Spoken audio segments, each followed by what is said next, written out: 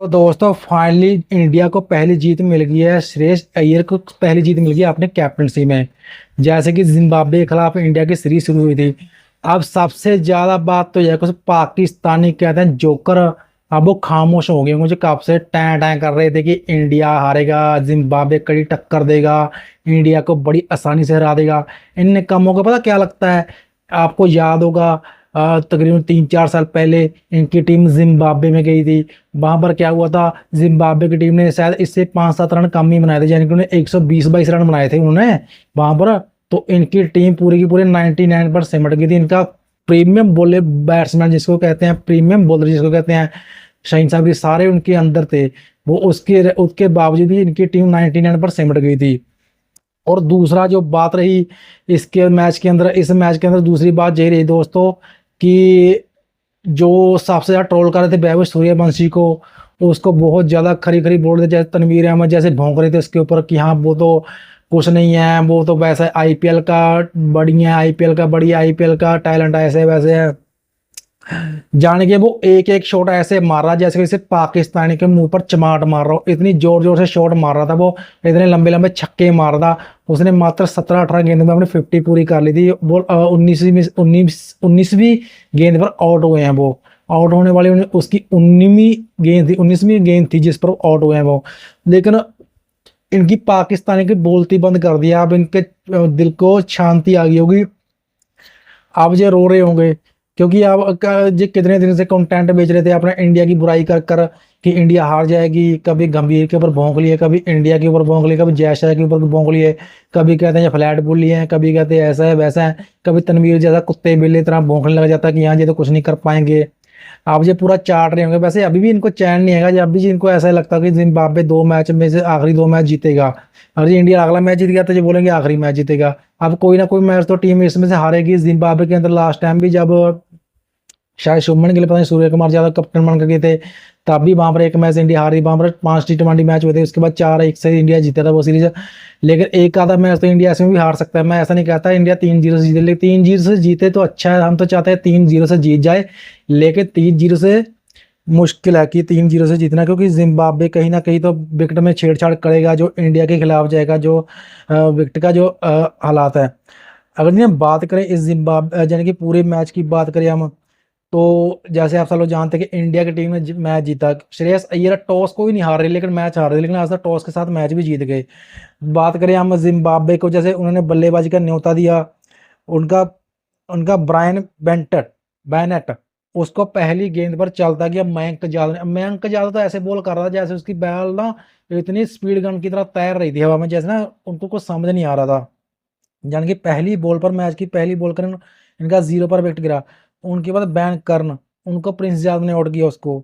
फिर don Mayers, उसको भी मयंक यादव ने आउट किया, वो भी 6 रन बना पाया।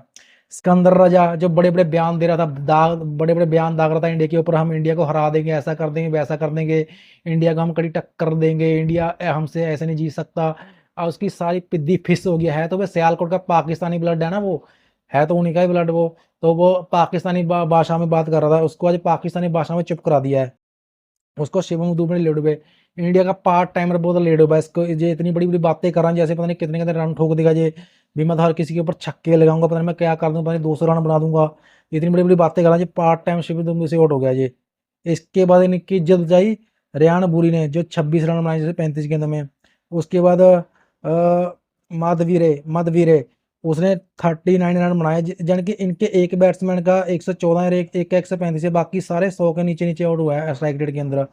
यानी कि उसके बाद इनका अ, मरुमानी, इसका 27 रन बनाए उसने 20 गेंदों में, जिसकी बदौलत जो गिरते बढ़ते इन लोगों ने 125 रन बनाए। 125 रन, 125 रन बना पाए ये 7 विकेट इनकी गिर चुकी थी। बात करें तो इस सबसे बड़ी बात पता क्या है, इसमें कोई एक्सपीरियंस बॉलर नहीं था इनका। जो भी बॉलर थे, स्ट्राइक बॉलर थे, वो सारे 2-3 मैच वाले थे, किसका खास एक्सपीरियंस नहीं, किसी ने 2 मैच को लेकर। आज एक का तो डेब्यू मैच था आज अशोक शर्मा, लेकिन वो विकेटलेस रहे। मयंक यादव का तीसरा चौथा मैच था आज, इससे पहले 3 मैच खेला था वो। प्रिंस यादव के अभी आपको पता ही होगा वो कितने मैच खेला अभी, 3-4 इंग्लैंड सीरीज खेला, उसके उससे पहले कब खेला था वो कभी नहीं। लेकिन कुल मिलाकर इन 3 गेंदबाजों ने इनके 5 विकेट उड़ा लिए। सॉरी 4 विकेट उड़ा लिए, 3 विकेट टॉप ऑर्डर उड़ा दिया इन दोनों गेंदबाज, तीनों गेंदबाज ने मिलकर। हालाँकि मैं वो तो अशोक शर्मा तो विकेटलेस रहे और जवाबी कार्रवाई में उतरी इंडिया की टीम। अभिषेक शर्मा तो कुछ खास नहीं कर पाए, बुलेजमी मुसलमानी का शिकार बने, लेकिन वो कुछ खास नहीं कर पाए। लेकिन वैभव सूर्यवंशी आह क्या मजे दे दिए। उसने कहते जैसे ना पाकिस्तान के मुंह पर चमाट मार रहा है वो। हर बॉल उसकी जब बल्ले को टच हो रही थी ऐसा लग रहा है वो पाकिस्तान के मुंह पर चमाट मार रहा है। क्योंकि जब से वैभव सूर्यवंशी ने इंटरनेशनल क्रिकेट में पैर रखा है, ये कुत्ते की तरह उसके ऊपर बकबक करते रहते रहे। वो आईपीएल का टैलेंट है, वो चल नहीं पाएगा, वो 15 साल का नहीं है, वो 21 साल का है, वो 27 साल का है। बड़ी बड़ी बातें कर रहे थे। आज उसने मात्र 18 गेंदों में 50 रन पूरे कर दिए। जहां पर जिम्बाब्वे के बल्लेबाज से बॉल टच नहीं हो रही थी, वहां पर उसे बंदे ने आए, उसे बच्चे ने उड़ा उड़ा के इनके छक्के उड़ा दिए। उसने 4 चौके 4 छक्के लाए, 263 का स्ट्राइक रेट है उसका। मात्र 19वीं गेंद पे आउट हुए हैं वो। 18 गेंद में उन्होंने 50 रन बना लिए थे। उसके बाद ईशान किशन, उसने भी क्या जबरदस्त बैटिंग की है। लेकिन अगर जी जिस हिसाब से वैभव सूर्यवंशी खेलता रहता, अगर जी आखिर तक खेलता तो वो अपनी, मैं कह नहीं सकता वो सेंचुरी पूरी कर सकता था। क्योंकि तो ईशान किशन ने बाद में हाथ खोले हैं, लेकिन वो अपनी सेंचुरी तो कम से कम 90s में तो जाता वो। उसके बाद श्रेयस अय्यर नॉट आउट गया है, उन्हें 28 रन बनाए, 35 रन ईशान किशन ने बनाए। फिर आखिर में फॉर्मेलिटी रह गई थी, तिलक वर्मा ने बनाए 6 रन, यानी कि इन्होंने मात्र 13.2 ओवर में ये स्कोर पूरा कर लिया। लेकिन जब जिम्बाब्वे की इनिंग खत्म हुई होगी, तब ये पाकिस्तानी भौंक रहे होंगे कि हाँ इंडिया को ये 100 पर आउट कर देंगे, ये इंग्लैंड के खिलाफ 76 पे आउट हो गए थे, हम तो इनको 100 पे आउट करेंगे, इनका आज भी कोई नहीं चल पाएगा, ये बॉलिंग पिच है, ये बॉलिंग पिच है, इसके अंदर कुछ नहीं होगा। मतलब कुल मिलाकर ना इनकी हाय किलकिल चलती रहती है। जब तक मैच नहीं खत्म हुआ तब तक ये भौंक रहे होंगे अपने टीवी पर बैठकर, अपने यानी कि यूट्यूब पर बैठकर। अब इनका बुआ जो जिसने अपनी वाइफ को, पता नहीं अपनी बहन के ऊपर केक मुंह पर मारा था, वो साला भौंक रहा था कब से, मैं चाहता हूँ जिम्बाब्वे 3-0 से इंडिया को हराए, मजा आए। अब वो साला चुप कर बैठ गया कहीं कोने में, अब वो रो रहा होगा, अब वो इंडिया के तलवे चाट रहा है, वैभव सूर्यवंशी तारीफ कर रहा होगा। मतलब कुल मिलाकर ये एक तरीके से जोकर स्थान है जहाँ पर एक एक जोकर से बड़ा पड़ा है।